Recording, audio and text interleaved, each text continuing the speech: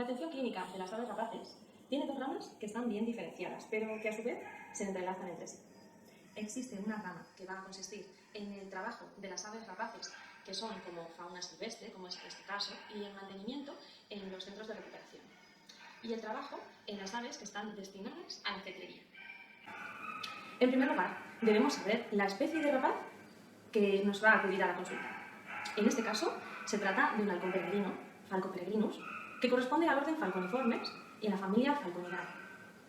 Es una de las rapaces más conocidas por su empleo precisamente en cetrería.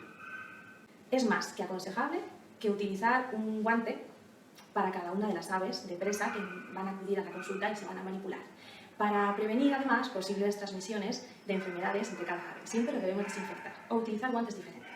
Si se ofrece comida en el guante, por supuesto, se debe limpiar de restos y aplicar un desinfectante eficaz y que sea seguro para el ave. Se utiliza una caperuza adecuada, en este caso no ha sido necesario, que no les produzcan daños en los ojos, ni tampoco en el pico, ni excesiva condensación. Eso es importante, nunca se tiene en cuenta. Nunca utilizaremos una caperuza de un ave para colocarla en otra. Y en el caso de que el ave acuda con picuelas, estas deben ajustarse bien al tarso del ave. Deben ser suaves y deben tener los bordes rondos para prevenir herirlas y para prevenir también hacerles heridas en las patas. Habrá que revisar el estado de las mismas, por varios motivos. Uno muy importante es el de evitar fugas y otro, el de evitar que la picuela vieja y endurecida se pueda quedar dañando la delicada piel de las patas. El examen físico no debería durar más de 3 o 4 minutos en los casos de rutina. En primer lugar, observaremos la frecuencia cardíaca y respiratoria, que aumentará tras la manipulación. Si es posible que el ave pueda realizar un poco de ejercicio, como moverse por la jaula, observaremos que su frecuencia respiratoria aumenta, pero debe recuperarse en los 2 minutos posteriores al final del ejercicio. La auscultación puede resultar frustrante en el paciente aviar, ya que su frecuencia cardíaca es demasiado rápida como para contar los latidos. La auscultación respiratoria también resulta complicada, siendo posible escuchar un leve ruido inspiratorio en condiciones fisiológicas. Sin embargo, si escuchamos otros ruidos es probable que nos encontremos ante patologías de las fosas nasales, senos nasales, alguna dificultad en el flujo de aire en la tráquea o una patología de los sacos aéreos. Con respecto al plumaje y condición corporal, revisaremos el plumaje, que puede ser indicativo de la salud del paciente. Evaluaremos la condición corporal mediante el volumen del músculo pectoral, aunque varía en función de cada especie. Los músculos pectorales se atrofiarán en casos de hiporexia o una enfermedad. Ayudaremos al paciente a recolocarse en la percha acondicionada para el pesaje y, junto con la evaluación del músculo pectoral, determinaremos la condición corporal del paciente. Con respecto a la cabeza, revisaremos el pico y la cera, que deben encontrarse sanos y brillantes. Un pico en mal estado puede ser indicativo de una alimentación inadecuada, un ambiente extremadamente seco o un manejo inadecuado o una enfermedad sistémica. Las narinas deben encontrarse bien abiertas, sin secreciones, obstrucciones o rinolitos en su interior. La cavidad bucal debe ser explorada abriendo el pico y explorando la lengua e incluso debajo de la misma, la coana y la glotis. No deben existir decoloraciones, zonas necróticas o placas y debemos recoger muestras mediante un frotis para realizar un examen microscópico. Revisaremos los ojos y senos adyacentes. Los ojos deben encontrarse húmedos pero sin epífora y bien brillantes. En general deben tener un aspecto saludable.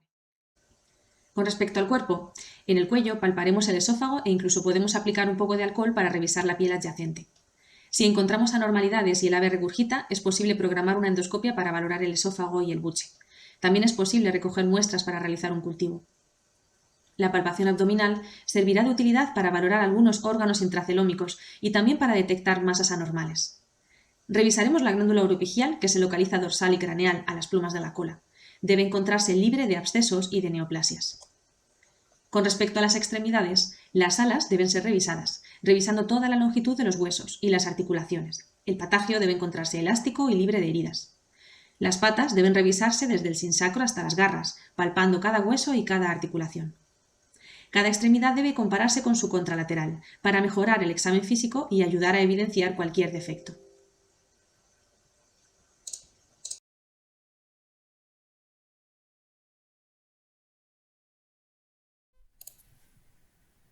Técnicas de manejo en reptiles.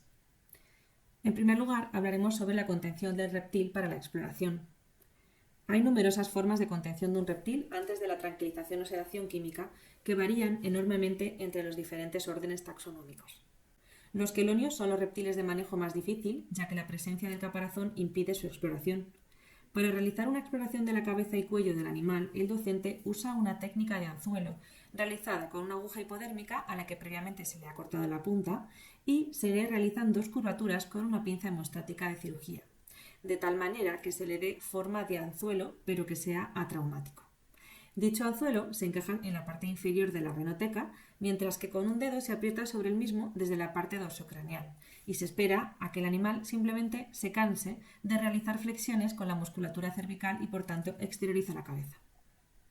Si tenemos que retirar una extremidad o la misma cabeza de la tortuga, del quelonio, del interior del caparazón, podemos optar por el aumento de la presión intracelómica, que, como bien indica su nombre, consiste en aumentar la presión sobre 3 extremidades y la cabeza, dejando libre la extremidad que nos interesa examinar, o bien las 4 extremidades para conseguir liberar la cabeza, lo justo para conseguir recogerla. Este método es muy eficaz en tortugas acuáticas que tienen un campo pulmonar relativamente pequeño. Otra técnica es sujetar a la tortuga en el medio del plastrón con varios dedos, de forma que no se pueda apoyar en los mismos, simulando entonces un efecto de flotación. La mayoría de los galápagos iniciarán los movimientos natatorios en escasos segundos y así podremos explorar el animal. Para explorar especies que sean agresivas, como las tortugas mordedoras o la tortuga caimán, ayuda la posición en decúbito supino para la realización, por ejemplo, de extracciones sanguíneas o exploraciones, al menos hasta que el animal saque la cabeza para poderla contener. Pasaremos ahora a hablar de los ofidios. De los ofidios, es decir, las serpientes, especialmente en especies grandes y gigantes, siempre hemos de manejarlos al menos con 2 puntos de apoyo en el animal, excepto para realizar la prueba de esfuerzo. En caso de síntomas de agresividad o para realizar exploraciones cefálicas, las hemos de sujetar por el cóndilo occipital. En este punto es importante reseñar que las serpientes tienen solo un cóndilo occipital y el riesgo de lesiones medulares es extremadamente elevado si realizamos una presión manual post-occipital sin otro punto de apoyo en el cuerpo de la serpiente. En serpientes gigantes necesitamos un operario por cada metro o metro y medio del animal y en caso de constricciones, ya sea de cuerpo entero o que nos realice la constricción en un brazo o en una pierna, tenemos que tener localizada y sujetada la cola, ya que los ofidios constrictores poseen una gran musculatura cervical y del tercio anterior del cuerpo, con la que asfixian a la presa, pero el tercio caudal no tiene una gran potencia muscular. Precisamente por ello, la cola la suelen esconder cuando realizan constricciones defensivas, y ese es el punto a partir del cual hemos de desenrollar al animal de forma segura tanto para él como para nosotros. Respecto a los lagartos, su manejo varía ampliamente. En aquellas especies que no realicen la autotomía caudal, podemos optar por un manejo caudal. Debemos hacer especial mención a la técnica de inhibición vagal en los lagartos. En los reptiles, al igual que en los mamíferos, existe un reflejo vasovagal.